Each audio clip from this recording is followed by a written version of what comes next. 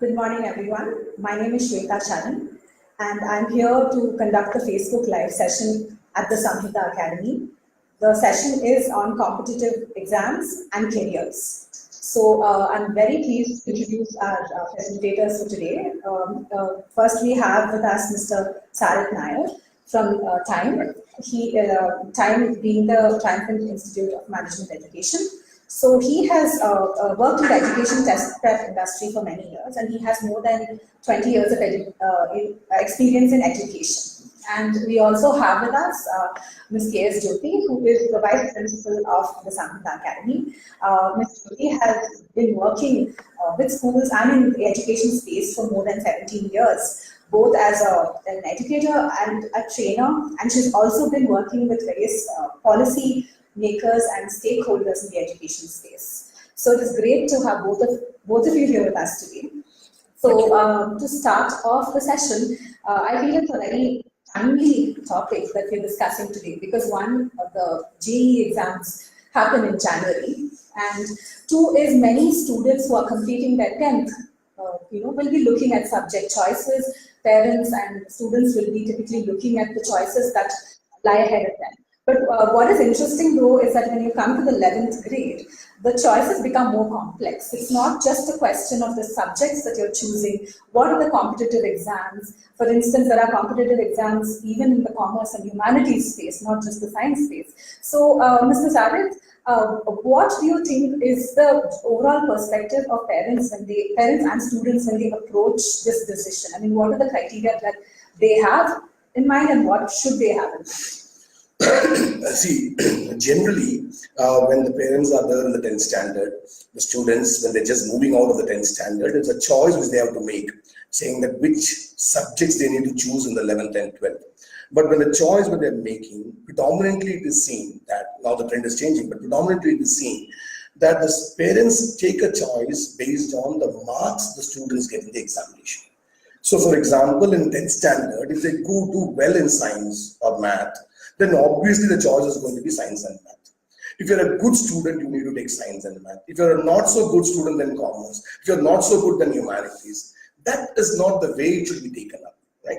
So marks do not become a criteria for getting into 11th and 12th and which subject to take. Rather, it should be the career path which they want to do, right? So which area they want to go in, that's what more matters. So if you're taking up science, then yes, you want to get into pure science research, you want to get into engineering, you want to get into medicine. That's the reason why you're going into science. Otherwise, if you want a commerce, then maybe you want a CA, a company secretaryship, or a management studies. That's what you're looking at. Maybe that's why you're looking at commerce as an option. Definitely when you go to humanities, there are a lot of people who go into humanities because civil service is an option, right? So it depends upon what do you want to do later in life, and that's why they actually do it, not just based on marks. Right. And ma'am, you you interact with so many students and parents. So, what are the general trends that you see when it comes to what parents and students are doing when it comes to choosing their path? I consider myself very privileged to be able to see this whole change in the landscape in terms of decision making for the choice of the stream that the kids take. So there are a couple of factors that we have seen that the parents generally keep in mind while taking these decisions. One of them is just marks. If the child is scoring very well, then go for science. Then if not that great, so I completely resonate with what Mr. Sarit was saying. Not that great, then go for commerce or then humanities. Another is the trend in the family. So if we are a family of engineers, my child has to be an engineer, therefore take science. Another factor would be the trend amongst the peers. If all his or her friends are taking commerce, okay, let her take commerce so that she will have a good peer interaction.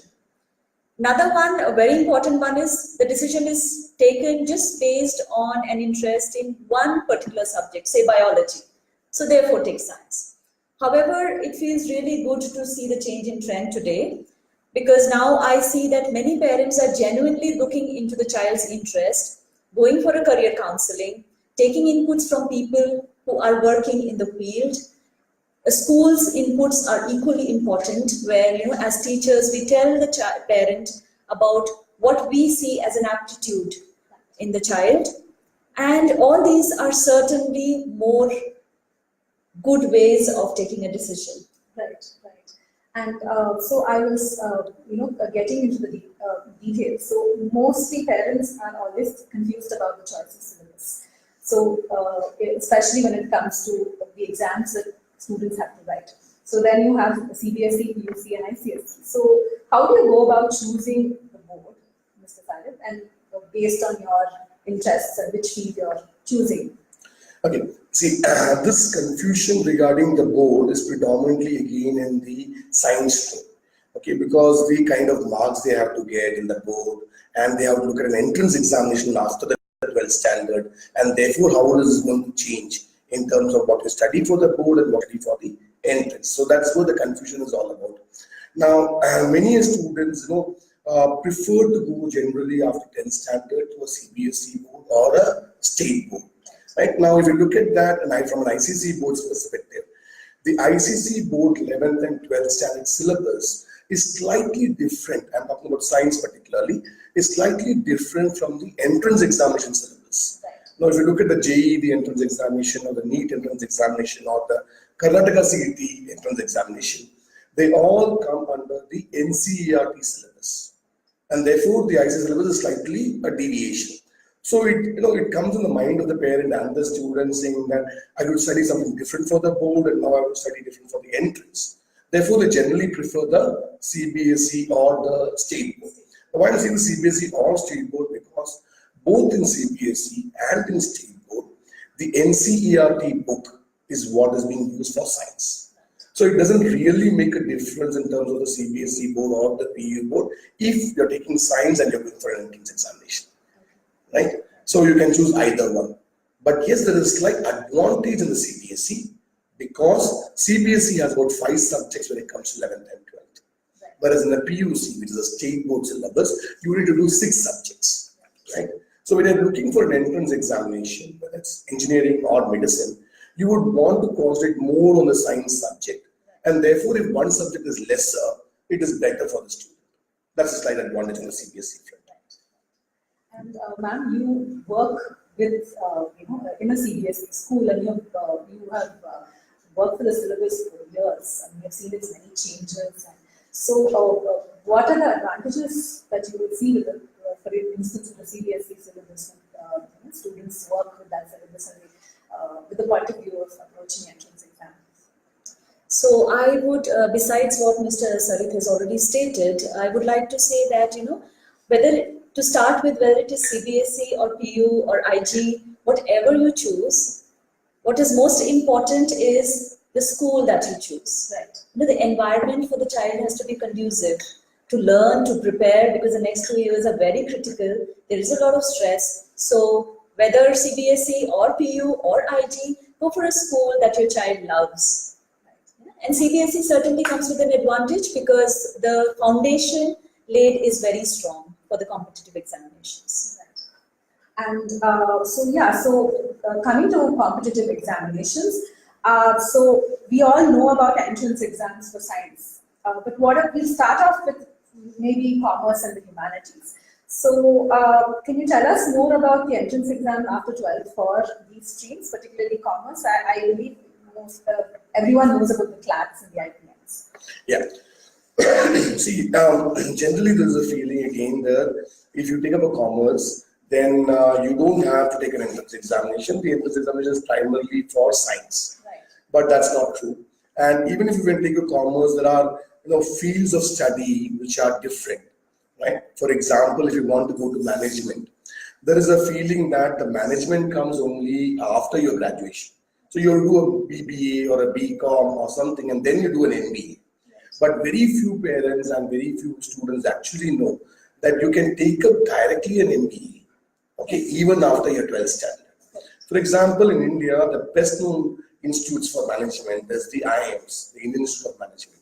Now, Indian Institute of Management, Indore, provides a 5-year integrated program in management. For example, a 12th standard student, if he's taking, let's say, commerce or humanities stream, and he goes for this particular entrance examination after 12th standard, it's primarily a quantitative aptitude and a verbal aptitude. And you can get an admission directly into an IIM. So straight after 12th standard, 5 years, you get into an MBA. right? Which is not a route which normally people take. The other interesting field of study, which again people don't take, for example, I had a parent coming and saying that we don't want to be a lawyer because law means you have to go to police stations. No, but that's again a myth. It's no more about police station than lawyer. Right? We have corporate lawyers, we have business lawyers.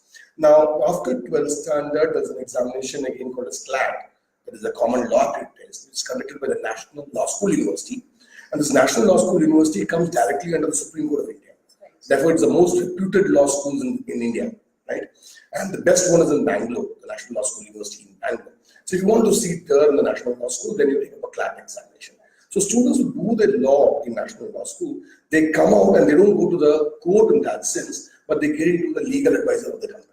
Right. So the same AC room and you get a good job. So law is a very good option to take. Right. So the people who are taking up commerce or humanities can look at management as one stream and law as another stream. Apart from the chartered accountancy, the CACPT, which generally people take, that's again another entrance examination which you can take after 12th standard. Right? All this depends upon the aptitude test. Right. And so we'll come to the JEE. And so this year there are two important changes that are taking place with the JEE names. One is the NTA is conducting the exam, and two is that it's going to be conducted twice this year. So can you tell us more about what changes we can expect from this? Till last year, for example, the examination was conducted by the CBSE, the Central Board of Secondary Education, the JEE Mains, when I talk about. This year onwards, it is being conducted by the National Testing Agency. Now, the reason why the government has taken this step is that the CBSE has less work to do on the conducting of these examinations, and there is a separate organization which can conduct these examinations. But there is no difference in terms of how the student is going to face the examination. The student will have the same level of examination which was earlier conducted by the CBSE. Now, to make it a little bit more simpler, what the government has taken a step is that instead of giving it 1 day short in the month of April, just after the board examination, they have opened it up twice now. Right. So you have an examination in the month of January, which is just next month, which is an online examination, the JEE Main, and then you have a repeat of this examination again in the month of April. Two different papers, obviously. Right. So the student has an option to take either in January or in April or both. Right. The best of the score is going to be taken into consideration. So earlier it was 1 day examination. If I don't do well, my chances are out. Now I have two choices, one in Jan and one in April. Yeah. And by online, you mean you could take it home or you have to go to the... No. You have to go to it's an invigilated test. You have to go to the center. It's allocated to you and it is a 3-hour test. Right? You should be at least half an hour to 45 minutes earlier than the test starting time to be there and get acclimatized to that situation and then take up the test. It's a proper invigilated test.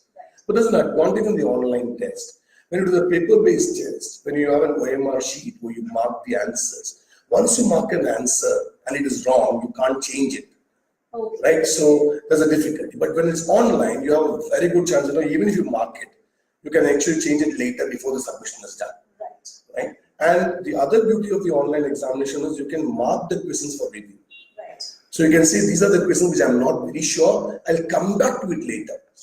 Okay, so that's two good advantages of the online. And ma'am, of course, now we're going to have students who will want to try cracking the JEE Mains twice now that there are 2 attempts. So, but that comes with its own, pressure. I mean, you have to, let's not forget that they have to pass the board exam, which is the, qualifying criteria to get into, to even qualify for the JEE. So how do you guide a student, for instance, who wants to maybe have a go at both the attempts, because there's also the practical exam which happens in Jan. So there's so much that's happening altogether. So how do you, advise the students usually? It's indeed a very important question. This is the first year where our kids are going to take this exam twice. And what we see at school is, yes, there is tremendous pressure. This exam, then there is board practicals, board exam in March, and then taking it again in the month of April. So having seen what's happening, the best suggestion for the kids who are attempting it this year would be that, just see where you are in terms of your board exam preparation first. Now, let's not forget that the preparation for JEE also involves the portions from grade 11.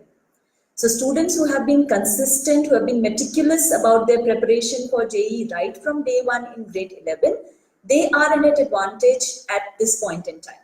However, those who have started getting ready for the exams somewhere this year, maybe October or September, they are going to be hard pressed for time trying to squeeze in both these years together at one go.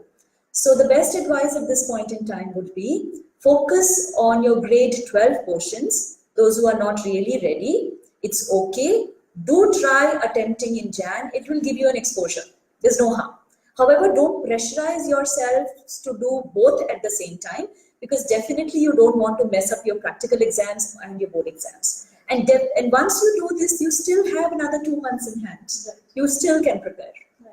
And I mean, speaking of pressure, I mean, there are parents and schools which sometimes, I mean, there are parents who who ask about IIT coaching from 6th grade, which seems very early, considering the fact that 11th and 12th syllabus is what you're studying. So it seems a little premature for the 6th grade. So what are your opinions on this? As an educator, I would think the primary question in this case for us to answer would be, what is the syllabus that is being tested in JEE? Does it have anything to do with a child who is studying in 6th standard? That would be the primary question. Is the child ready to prepare from grade 6? Because this is going to involve a lot of hours, which otherwise the child would be probably playing, which is very healthy, or maybe would be following some passion that you see that the child has an aptitude for. So according to me as an educator, I would think grade 6 is too early. However, we also see kids going for coaching right from grade 9. So that would be advisable for children who are very comfortable with grade 9 syllabus. They are very comfortable dealing with all the adolescent pressures that are coming their way at the age that they are in. For them, yes, if they wish to. However, we would generally recommend that grade 11 is a better ideal space and time to start with, because the children are also psychologically ready to take on that pressure. Right, and they would also know little more by 9th that this is what they're interested in. Absolutely. And to add just on that, why do people ask for early preparation, right? Now that's also another part of it. The concepts, the basic, the foundation of science of the 11th and 12th starts somewhere in 8th, 9th and 10th, right, in those areas, right? So that's the right time for you to study the basic concepts. It has nothing to do with the syllabus of the JEE or the examinations or the entrance, but the basic concepts are being taught in the 9th and 10th. So rote learning should stop and start understanding science and then learn, right? And the other aspect is the entrance examination is a problem solving. You have a question and there are 4 options, you have to solve a problem to get the answer. Generally, when you study for the board examination, you have a tilt towards the theory-based questions. So you should, the teachers actually should advise the students to start doing the numerical problems a little bit in the 8th, 9th and 10th. So they are not averse to problem solving. So if these 2 areas are taken into consideration, then 11th and 12th is better. Right. I just wish to add one point here. So there are a lot of schools who do pay a lot of attention to the problem solving ability in these grades. In fact, we start out very early. So that is the catch. Right. That is the catch. And schools that are doing this, one of them being us, the children are certainly at an advantage. Right. And so we will go into the JEE mains. So of course, what does the JEE main qualify you for? We have this perception that if it's JEE, that it's only IIT. Okay. So what does it qualify you for? Okay. See, the first thing you have to understand here is that JEE, the examination is divided into 2 parts. Right. Though it's called as JEE, the JEE mains and there's a JEE advanced. Right. The JEE mains examination is conducted by the CBSE, and apart from its own, overall it gets an admission into, the JEE mains also is a qualifying examination for the JEE advanced. For example, roughly about 15 odd lakh students take up the JEE main examination, or they apply for the JEE main examination. Now this year, for the current January, there are more than 9 lakh students who have actually applied, right? So it may be double than last year in terms of the cumulative number. So the JEE means this, and about 230,000 roughly students qualify for the JEE Advanced. Right. Okay. Now JEE Advanced is conducted by the IITs and it is for an IIT admission. But JEE Main is for the NIT admission, the National Institute of Technology, which is the one in each state. Right. For example, in Karnataka, we have it in Surathkal, we have in Kerala, it is in Calicut, Trichy in Tamil Nadu, Warangal. And again, these are the 4 big institutes in NIT. So if you want to get an admission in any of the NITs, then you need to take up the JEE Main examination. Right. But it's also an examination which is considered by some of the other central universities and research institutions like IISc. Right. They also take up the JEE Main examination as a examination for entry point for their courses. Right. Okay. And so for NITs there in each state you mentioned, so there would be a quota for the state entrance. Yes, see, the reason why every state is an NIT is also to promote students from that particular state to get into the best of the best engineering colleges. Right. So, for example, we have in Surathkal, right, in Karnataka, we're talking about. So, maximum around 80-85% students of our NIT are from Karnataka. Right. So, they have a separate ranking, which is an all India ranking merit and also a state ranking merit. So you have a better chance of getting into NIT Surathkal than, let's say, an NIT Warangal or NIT, unless you are in the All India merit, if you come into the 15%. Okay, right. And I think obviously the next question is about the CET. So again, the CET, the eligibility criteria is, so what is the most important eligibility criteria? CET examination, for example, when you're talking about Karnataka, Right. the Karnataka government, the Karnataka Examination Authority conducts an examination called as the Karnataka CET. Right. Now, till about 2 years back, it was done for the engineering as well as for the medicine. Right. But when medicine has become as NEET examination across India, so now it is primarily concerned with engineering and also some Ayush courses, okay, in medicine. So still biology is an examination which is conducted in KSET, but primarily it is for engineering. Now, when you look at engineering, it says all the engineering colleges which are under the state government in Karnataka, you can apply to a Karnataka CET. Now, the biggest criteria there is that you have to be a domicile of Karnataka to apply for a Karnataka CET. Okay. So, outstation candidates cannot apply for a Karnataka CET. Right. Okay, so it is for entry into any of the engineering colleges in Karnataka, you will do a Karnataka CET. Right? Okay. So 11th and 12th, both like the 11th and 12th in the JEE, the same as the examination.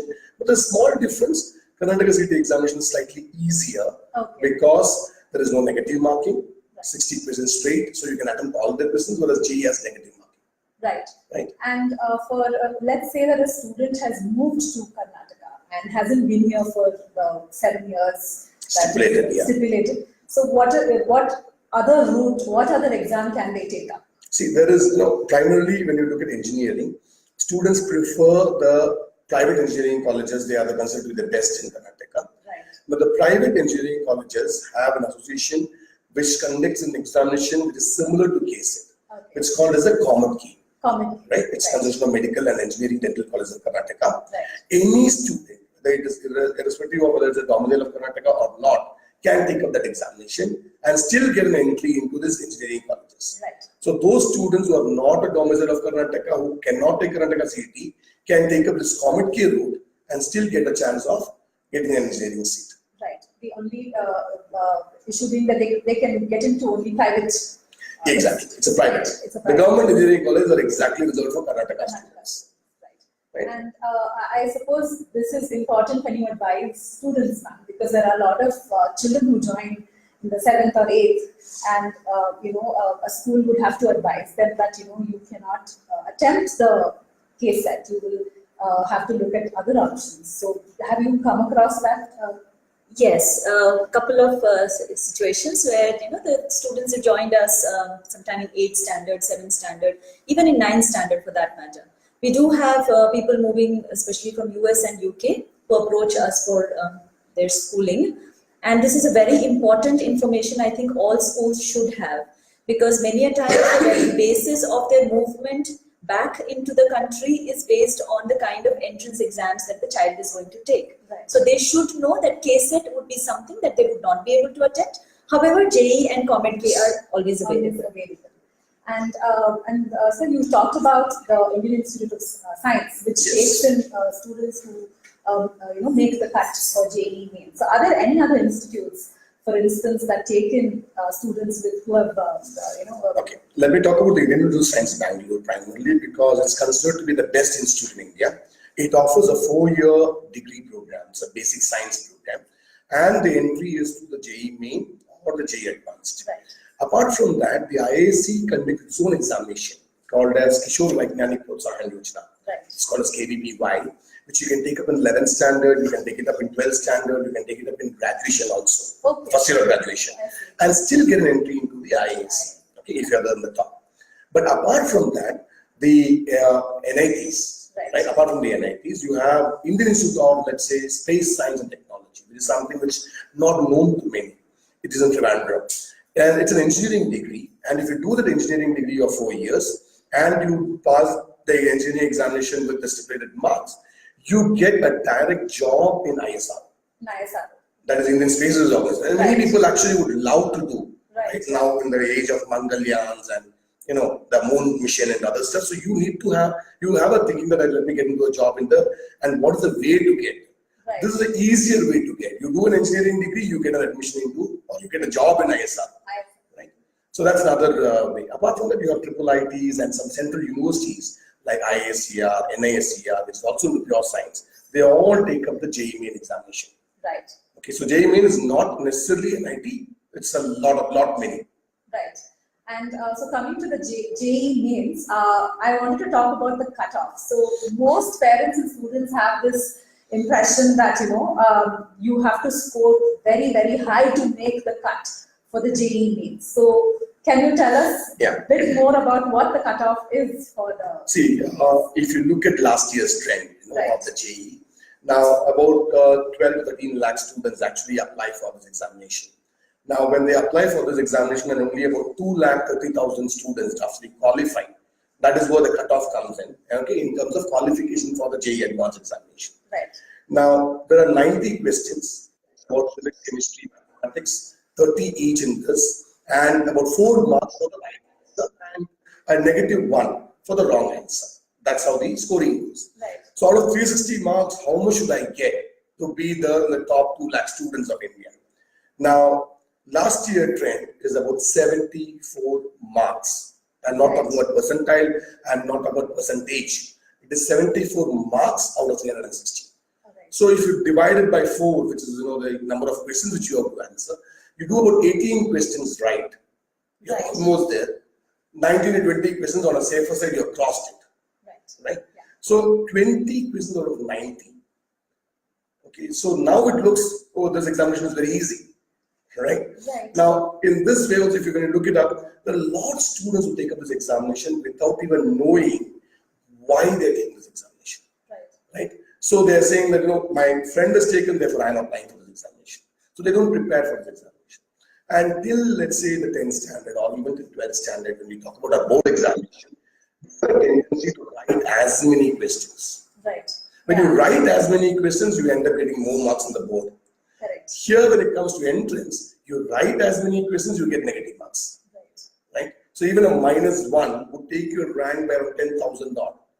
Right. Okay, so that is where you have to be very choosy in picking and choosing. So you have to be a little bit more smart than the hard work.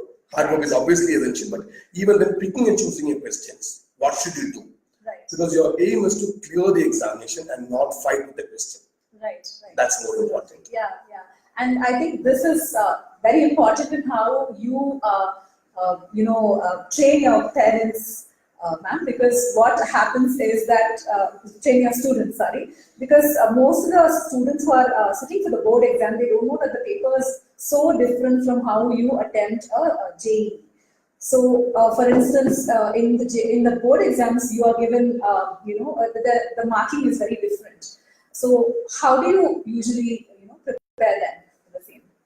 So again, very relevant from the point of view of students who are undergoing coaching for the entrance examinations. It's very important for us to understand the very basis on which they're writing these exams. Like Mr. Sarit said, it is completely elimination method, and you should skip as many questions to be able to gain the maximum. However, it's a very different way that you're going to write the board exams. So the board exams, the answers are descriptive in nature, even the 1 mark questions as well. And MCQs don't happen.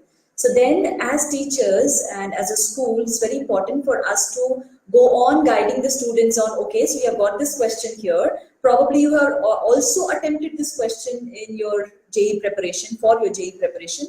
But to be able to score the full marks for board, this is how you need to write. So very corrective, constructive feedback has to be constantly given and followed up to make sure that the child does well in the boards as well. Right, right. Just add on to a small this thing. The child has a tendency to skip the steps when it comes to the board examination if he's doing too much of the entrance preparation. Right. And that is where he loses marks. Right. So you have to be very clear that the board examination is different, the entrance examination is different. Right, right, absolutely. And yeah. Just wishing to add there. So as teachers, what we do is we actually show them where they are getting marks and where they are losing marks in what Right. steps. And that has to be a consistent practice for the 2 years. It cannot happen just before the exams. Right, absolutely.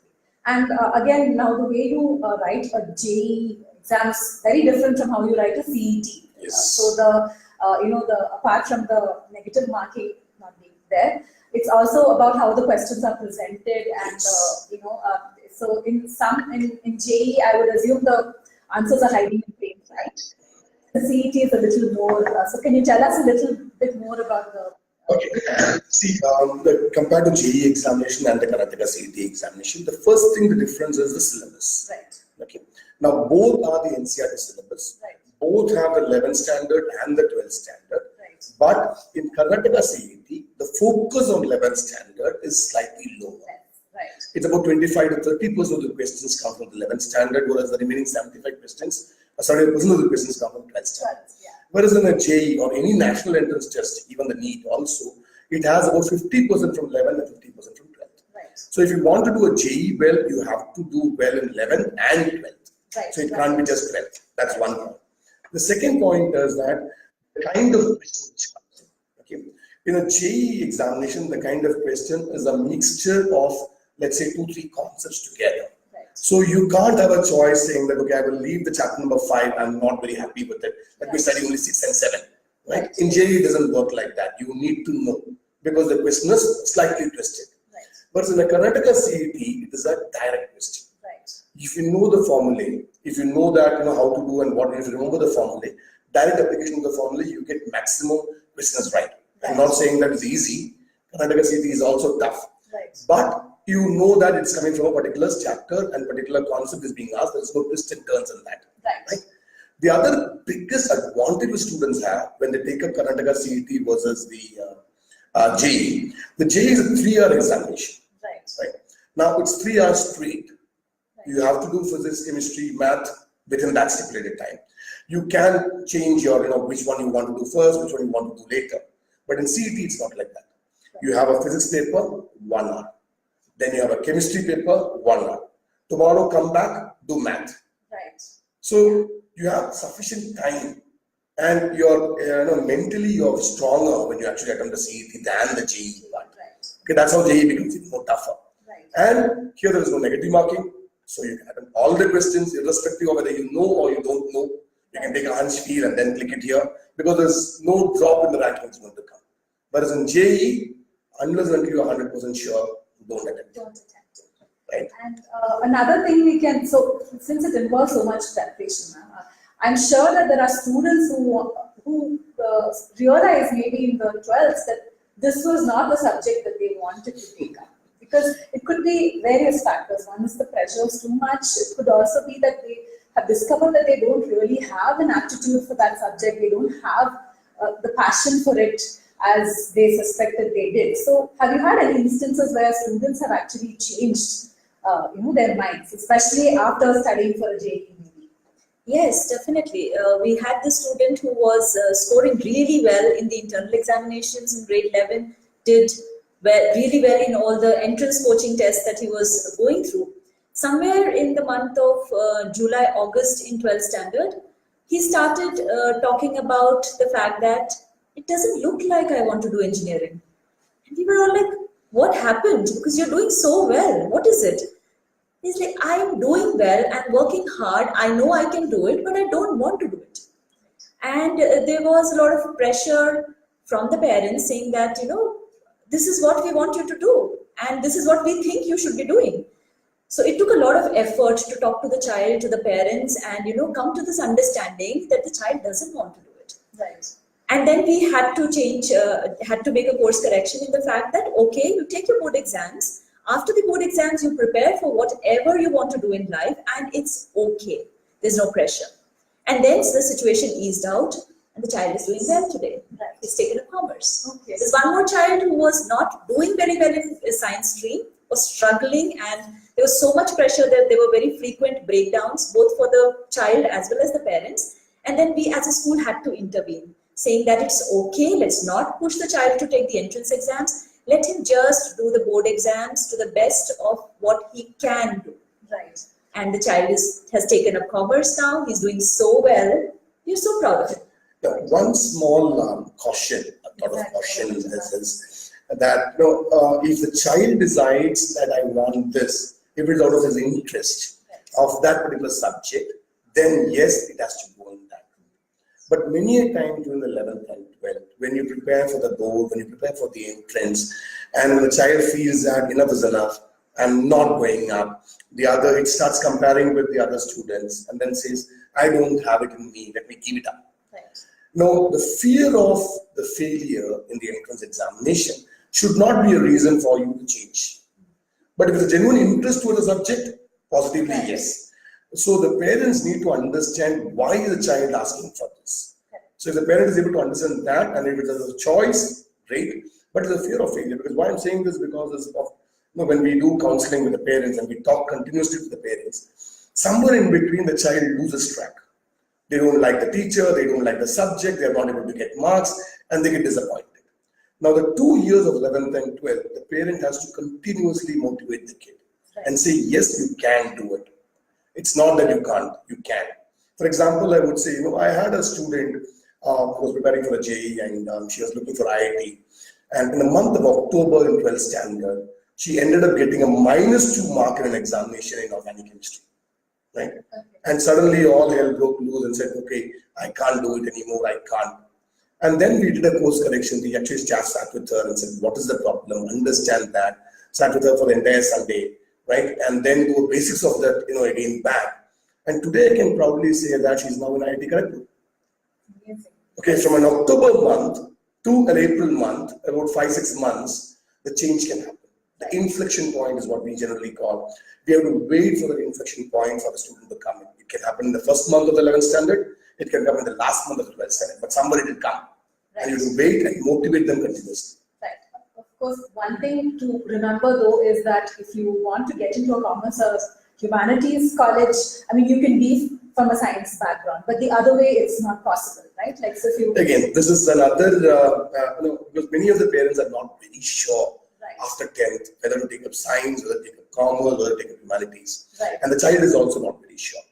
So in India, the advantage for us is that if you want to go for commerce later, right, you can still take up science in 11th and 12th and then go for a BCom after that in the graduation. Right. Or let's say a BE economics if you want to. For example, my niece, again, just like what she said about a particular student, she was preparing for JEE and then she said, no, I want to go for economics. And now she's doing economics well. Right. And she has represented her university in the US. Right. So they're doing well. So that change can happen even if you're taking science. But the reverse is not true. Okay. If you want to take commerce in the 11th and 12th or humanities and then you want to go for science, not possible. Right. So those who are confused, those who are not very sure, can take the safer route, science in 11th and 12th. But then science is tough. It's not that easy. I just wish to add a point to what Mr. Sarit spoke about, this whole course correction for some kids when it happens. The school's role is very important because we are seeing this child for so many years. Even if the child has joined us in grade 11, we see so many aspects of the child's personality and the ups and downs, many times much more what the parents see. So it's imperative that the school brings in its thoughts, ideas and views in the best interest of the child in the conversation with the parent. Right. To take the right decision and not giving up just because of the fear of failure. Yes. That's very important. Right. So it's a collective effort by the school, the students and the parents. Yes. All So, will play. if they're going for an entrance examination preparation in the next 2 years, that's 11th and 12th, what I would advise is the parents, the student, and the teachers, all the three have to synchronize and go together. Right. If you don't do that, then there's a problem. Right, absolutely. And I think that also defines how you look for a school, especially the 11th grade program. Most students tend to veer towards programs that say that that we have guaranteed so many students who have passed the exam. But I think something more important is what they should look for, a support from the school. So what, ma'am, do you think that the school should provide from their side? In my experience, I would say that I completely differ from that school of thought that you can guarantee these many children getting into IITs or NITs or getting above 95%. It's not possible. We are dealing with human beings who are at such a tender age that we have a huge responsibility on ourselves. So as a school, we have a very crucial, critical role to play, like I was emphasizing earlier. What would be the school's relationship with the parent? How open would the school be in having these conversations with the parent? How receptive is the school to the child's thoughts on certain areas that the child is struggling with? These are very critical. So as a school, we do organize a lot of sessions for the parents as well as for students to deal with what they are dealing with in grade 11 and 12. And also we have programs which are integrated into our curriculum. We have a life skills coach who comes in. We have recommendations to a parent coach in case the parent needs much more professional help than what we are able to offer as educators. So these are very critical. And also the teachers being really trained throughout the year to be able to handle situations, to be able to motivate students to keep going and not give up. That is extremely important for the child's growth here. Just to add on, when it comes to 11th and 12th, and when she talks about the teachers connect with the student. Okay. Now it's more important for us to understand that if a class of 70 or 80 students are there, Right. the teachers connect is going to be impossible. Right. Right. So when you look at which school to go for and which course, whatever you want to choose from, if you're looking at science or for matter any other subject, it's better always to go for something which is less than 40. The connect is better, right, from one hand. The other aspect which is there is general as a trend says that if you want to do an engineering or if you want to do anything in trends, you have to learn, right? And therefore, some of the organizations and schools, they have a habit of having a class starting from morning 8 o'clock and goes up to evening 8 o'clock. So teach, right? Now, what they fail to understand is that there's the last 2 years where a student actually can play, Right. can do something of their own, can pursue their interest of the hobbies. So if it's 8 to 8, it becomes more like, I would say, a jail. I should not use this word, but then student loses a smile on his face, right? And you need to give sufficient time for the kids to study and do self-preparation. Right. So you should go into school or college where it is during the school hours, whatever the separate school hours, and then they have enough time for doing self-study. Right. That's more important, right? So before choosing, these are the things that you should look at. And I'll just very briefly touch upon the JEE Advanced because we also have to take Yes. the viewers' questions. So the JEE Advanced is for entry into IIT, like you said, and you have to get the minimum The cutoff minimum in cutoffs, yes. in JEE. And so, what is this exam like? So, from what I understand, it's much more. It's a different ball game altogether. So, can you tell us what it is? See, all the students who appear for JEE Main do not qualify for the JEE Advanced. So the top students are qualified. JEE Advanced is an examination completely different. There are 2 papers for JEE Advanced. Now, one paper in the morning, that is a paper 1, and there's another paper in the afternoon, it's paper 2. Right. Both have physics, chemistry, mathematics. And roughly about 60 questions in each paper, comes from 20 each in physics, chemistry, mathematics. But then the JEE Main, like what I said, there are 90 questions, there are 360 marks, there's a question with 4 options, one of the options is right. You can't say the same thing for JEE Advanced, right? JEE Advanced is not predictable in that sense. You have questions which have multiple answers, which normally people don't understand. So out of the A, B, C, D, ABCD can be the option, Oh, or ABC can be the option. right, It's not only one answer. right. So if you don't mark all the answers, you get a negative mark. Negative. Right. Right. The other thing is there are questions which have different marks, differential marking system. There are some questions which have 5 marks, some questions which have, say, 2 marks. So you need to choose your questions wisely. What is the 5 mark, which is the 2 mark, which one what you want to do. And the level of the questions compared to JEE are higher. So your level also has to be high. More important than all this, 6 hours of examination in a single day. Right. Students have to have the mental framework of mind also to go and do the examination. It's not an easy examination. In some survey, it considered to be the second most toughest examination in the world. Okay. That's what JEE is all about. Right. And yes, if you want to get IITs, you want to get the best of the best faculty members, you need to practice examination. And yeah, so we'll just go to NEET very briefly. So one of the questions I wanted to ask about the NEET was, so when you're attempting the NEET, will you have to be, will maths play an important role when you write it? No. Many students, when they come to the next standard, they have an option saying that I want to do medicine, I want to do engineering also. And therefore, I would rather go for a physics, chemistry, math, biology option. Right. I would strictly say that be wise to choose both, because the biology of the 11th and 12th are not that easy compared to the 10th standard. Right. There are about 20 odd chapters in biology. So if medicine is your first priority, then preferably go for physics, chemistry, biology and another allied subject. But if it's engineering, which is your subject which you want to do, then go with physics, chemistry, mathematics and with an allied subject. But then, does math play an important role in biology or in NEET examination? No, because the examination is from physics, chemistry and biology. In that sense, no, math is not important. Right. But what we need to understand is if you hate the subject mathematics, Right. the general tendency is that you will start hating the subject physics also. Because mathematics is a tool for physics, right? And there are some important chapters in mathematics like trigonometry, vectors, calculus, which are very important role in 11th standard and physics. Therefore, you need to know at least that chapters, right?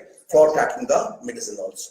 So you should not be averse to mathematics, but you don't need to take mathematics as the fourth subject. That's fine.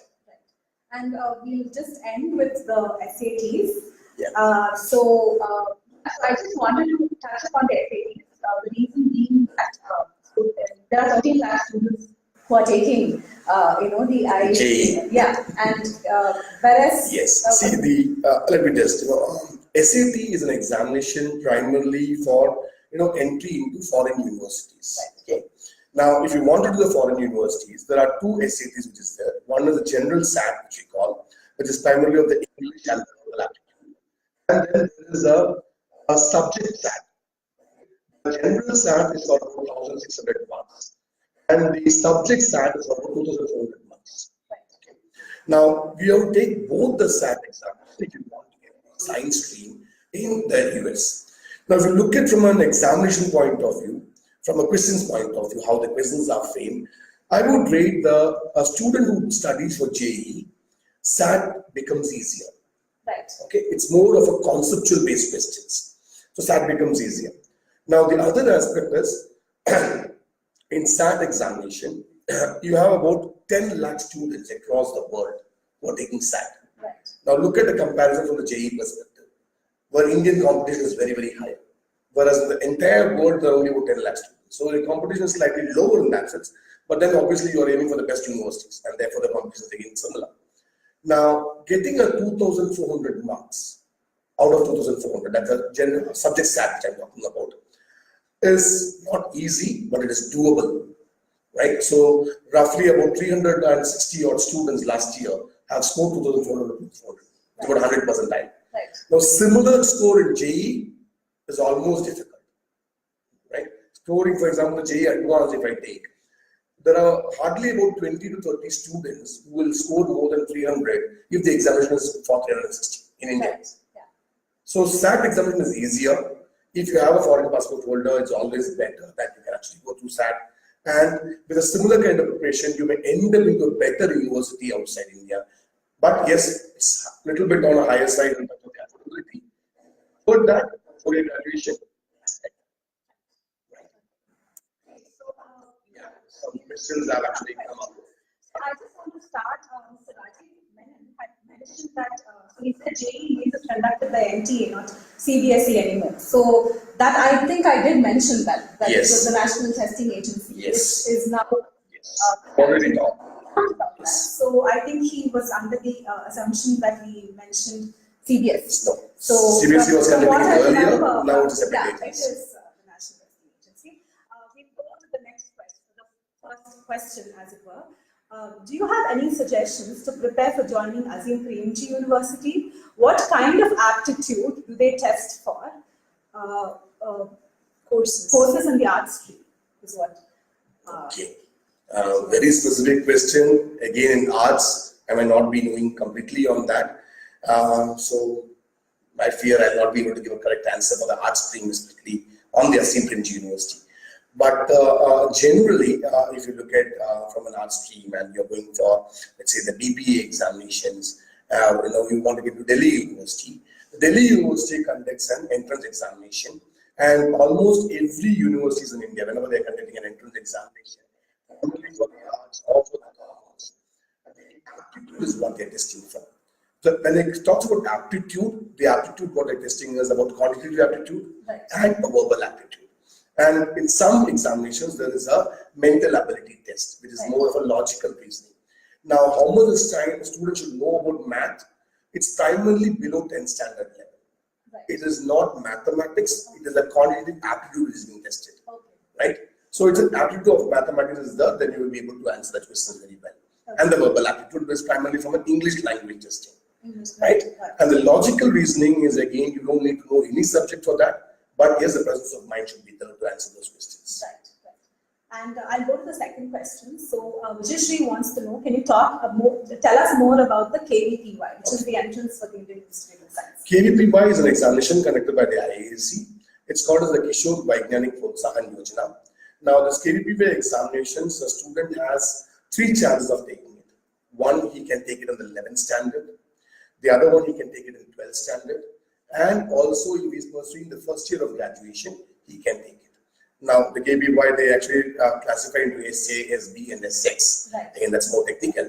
Now, the KVPY examination is more from an angle of a KVPY scholar. That's what the aim is. Now, if you are getting a KVPY scholar, that means you clear the examination, you become a KVPY scholar. The government of India, through the IISc, gives a scholarship of roughly about 4,500, if I'm not wrong, rupees every month for all students who are a KVPY scholar till they finish their graduation, right? So every month the government gives you the money of 4,500 rupees, but it's only for pure science studies. It's not for technical education. So if you join in engineering, you don't get the scholarship amount, but you will still be considered as a KVPY scholar, apart from getting an admission into the IIScs. Okay. Now, after graduation, the money still keeps higher, and it goes on till you do your PhD. Right. So it is basically aimed at promoting pure science research, and that's what the government intends to do by this examination. Right. And we actually have so moving on to the next question. So we have a really interesting, good question by Ms. Vijayashree Srinivas. Can a US citizen apply for KSET? See, there's a lot of confusion in this in terms of a US citizen. How do you rate? You're talking about a passport when you're talking about the citizenship here. That's, I think, presumably. But then for all the entrance examinations in India, very recently, or about 4 or 5 years back, the government has clarified it a number of times, saying that if you are of Indian origin, if you are an overseas citizen of India, okay, you are considered to be an Indian citizen. So that means, in pure terms, if your parents are an Indian citizen, you are a foreign passport holder, you can still take up the examinations or the entrance examination as like an Indian citizen. Right? Now, in the Karnataka CET, even if you're an Indian citizen, you have to be a Karnataka domicile for the last 7 years. Right? To that extent, if it is not, then she can't take. Otherwise, yes, you can take up the examination. Right. And there's another question. Rather, they should actually take up the Common K examination to be very sure that they will Be get it. very sure. Can you take up both? I mean, Yes, you can take up both examinations. okay. And both exams are very, very similar. Similar, yeah. So you don't have to do an extra study for the other one. Okay. So there's another question. Can an IB student score good marks in these entrance exams? Okay. When you go to the curriculum of the IB, it is more from a conceptual note. Okay. From a NCRT curriculum and an IB curriculum. And right from beginning, if a student is from IB, okay, they would be having a tendency to do the application-based questions. They don't understand just like a normal Indian citizen do, or Indian students do in any others, saying there's a derivation and therefore you have to mug up the derivation. Right. That's not the way IB education goes. So it's more of an understanding and learning. Therefore, it is easy for them to do the entrance examination. There is nothing wrong if you're an IB citizen, you do. And for that matter, even the ICSE student also. Right. Okay, so any board, it doesn't matter whether you're taking up any board for the entrance examination. But yes, you need to be knowing the syllabi of the entrance examination.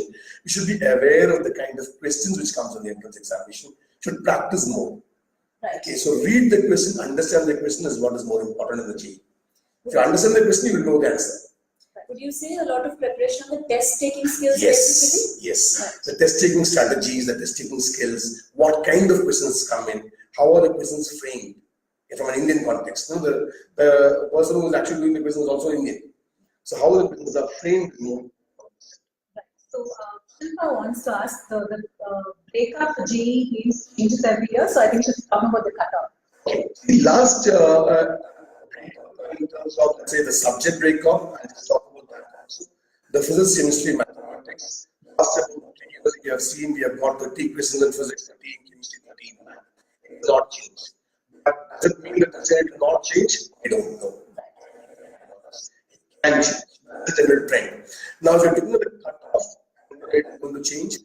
Last year was, in the very recent years, the lowest cutoff possible has come in the last year, about 74 marks.